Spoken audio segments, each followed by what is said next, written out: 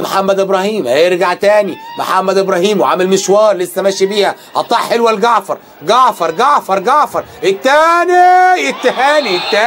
التاني السيد فريد وبوبو دخلوا على بعض ودخلوا بيها داخل الشباك عشان يبقى دقيقه 77 واحمد جعفر يضع التاني. شوفوا حضراتكم لما محمد ابراهيم هعيد واكرر لعب كره من لمسه واحده، لعب كره سريعه، ما بقاش بيرقص، ما بقاش بيراوغ، قدر ان هو يضع الزمالك. شوفوا حضراتكم في اقل من 3 دقايق هدفين. يا اهي ادي حطها حلوه لجعفر.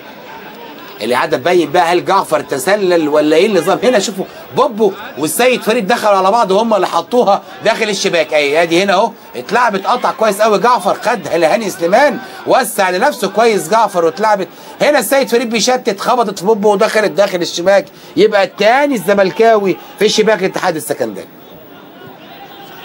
بنفس النتيجه دي لحد دلوقتي الزمالك كان قدر ان هو، بقول لحضراتكم في لقاء الموسم الماضي